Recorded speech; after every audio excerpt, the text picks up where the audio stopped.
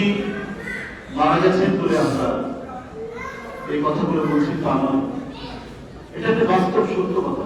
অত্যন্ত সুন্দরভাবে চমৎকারভাবে কথাগুলো তুলে ধরেছেন সুব্রতদা। আসলে যে কথাগুলো বলেছেন অত্যন্ত সত্য কথা।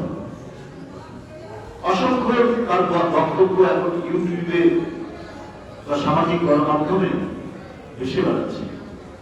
তিনি বারবার বলতেন এই দেশ হিন্দু, মুসলমান, খ্রিস্টান, বৌদ্ধ, উপজাতি সবার, এটা আমরা এমন এক দেশে বাস করছি, আমাদের রাজনৈতিক দল, আমরা আমাদের এমন একটি রাজনৈতিক দল করি, আমাদের রাজনৈতিক দর্শন হচ্ছে প্রত্যেকটি মানুষের ঠাঁই, প্রত্যেকটি মানুষের ঠিকানা, প্রত্যেকটি মানুষের আশ্রয়। তাহলে এই বক্তব্য এখন ইউটিউবে ভেসে বেড়াচ্ছে। কি অসাধারণ অসাম্প্রদায়িক একজন নারী। একদিকে যেমন তিনি ধর্মপ্রাণ, আবার একই সাথে তিনি খুব প্রচন্ড রকমের অসাম্প্রদায়িক মানুষ। একজন ধর্মপ্রাণ মানুষ কখনোই সাম্প্রদায়িক হতে পারে না। সত্যিকার অর্থে যদি সে তার ধর্মের মূল ভ্যালুস গুলোকে, মূল্যবোধ গুলোকে লালন পালন করে, কেউ কখনোই ভয়াবহ হিংসা বিদ্বেষ পোষণ করতে পারে না। ধর্মপ্রাণ মানুষের এটা হয় না। এবং একদিকে যেমন ধর্মপ্রাণ মানুষ, আরেকদিকে আধুনিক মানুষ, আরেকদিকে অসাম্প্রদায়িক মানুষ। তিনি এমন এক জাতীয় নেতা, তার আশ্রয়ে প্রত্যেকটি ধর্মবর্ণের মানুষ তারা আশ্রয় পেত। তারা মনে করত তিনি তাদের একজন আশ্রয় ছায়া দেওয়া ব্যক্তিত্ব। তিনি আজ চলে গেলেন আমাদের। দীর্ঘদিন রোগে শোকে তিনি একেবারেই গভীরতর অসুস্থ হয়ে পড়লেন। তারপরে চলে গেলেন।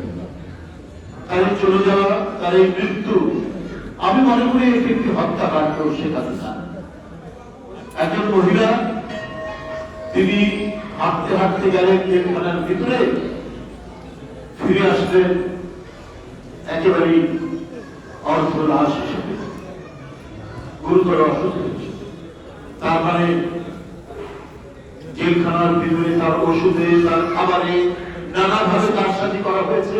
তিনি যাতে ধীরে ধীরে ক্ষয়ে ক্ষয়ে তিনি নিঃশেষ হয়ে মৃত্যুর মধ্যে ধরে পড়েন, সেই ব্যবস্থাটাই সেদিন করা হয়েছে। তৎকালীন সরকারে যারা ছিলেন তারা সেই কাজটি করেছে। এই কারণে আমি বলি এটি একটি পরিকল্পিত হত্যাকাণ্ড। দেশের নেত্রী বেগম খালেদা জিয়া এই নীতি, তাকে মৃত্যুর থেকে ফেলে দেওয়া হয়েছে চক্রান্ত করে, ষড়যন্ত্র। এইরকম যে কথা সুব্রতদা বলছে, সজ্জন মানুষ, মৃদুভাষী মানুষ, স্বল্পভাষী মানুষ। আমরা দেখেছি কোন কোন রাজনীতিবিদ প্রচন্ড কটূক্তি করছেন তাকে, যারা যিনি তাকে প্রতিপক্ষ মনে করতে কটূক্তি করছেন, বাজে কথা বলছেন, নানাভাবে হেনস্থা করছেন। কিন্তু তার পাল্টা হিসেবে তিনি একটাও অসাধারণ কথা বলেন। তার সাংস্কৃতিক উচ্চতা এত বেশি ছিল, এত উপরে ছিল যে সেখান থেকে তিনি কখনোই নেমে আসেননি সাধারণ স্তরে। নেমে এসে পাল্টা তিনি গুরুত্বপূর্ণ কথা বলেন। এটাই হচ্ছে বেগম খালেদা। সুতরাং তিনি যে দৃষ্টান্ত রেখে গেছেন, তিনি যে সততা, নিষ্ঠা এবং অঙ্গীকার। রাজনীতি মানে তো হচ্ছে, এখনকার মানুষ মনে করে যে যে ব্যক্তি কথায় কথায় বরখেলাপ করে কথা, সেই বড় রাজনীতি। এই দেশে এমন একটি মাত্রা তৈরি করেছিলেন বেগম খালেদা জিয়া যে না, রাজনীতি মানে হচ্ছে জনগণের কাছে যে অঙ্গীকার করব সেই অঙ্গীকার থেকে বাস্তবায়ন করে রক্ষা। এটা অসাধারণ দৃষ্টান্ত বাংলাদেশের সকল রাজনীতিবিদের জন্য এবং অনাগত ভবিষ্যতে নতুন যে রাজনৈতিক প্রজন্ম তৈরি হবে, রাজনীতিবিদ তৈরি হবে, তাদের কাছেও এটি একটি দৃষ্টান্ত থাকবে।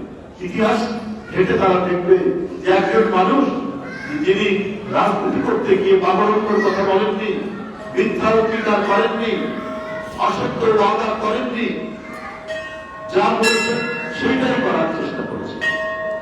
যাই হোক, আমি আজকে বক্তব্য দীর্ঘায়িত করব না। এখানে হিন্দু খ্রিস্টান বৌদ্ধ পূজা যখন কমিটি আয়োজিত এই তাদের আয়োজিত এই যে ধর্মীয় অনুষ্ঠান প্রার্থনা সভা মহাযজ্ঞ হয়েছে, প্রার্থনা সভা যারা আয়োজন করেছেন, এই ফ্রন্টের যারা নেতৃত্ব দিচ্ছেন দীর্ঘদিন ধরে, বিশেষ করে আমার ভাতিজি এবং তার সাথে যারা শুরু করে আরো যারা আছে এখানে, আমি তাদের নাম বলেছি। আমি তাদের প্রত্যেকের প্রতি কৃতজ্ঞতা জানাচ্ছি। তারা হৃদয় থেকে, হৃদয়ের একেবারে অন্তঃস্থল থেকে নেত্রীর প্রতি তাদের যে ভালোবাসা, তাদের যে অকুণ্ঠ সমর্থন, এটা ভুলবার মতো।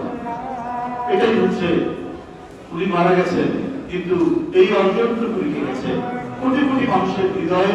তিনি চিরস্থায়ী ভাবে বাসা বেঁধে গেছেন। এই বাসা এত শব্দ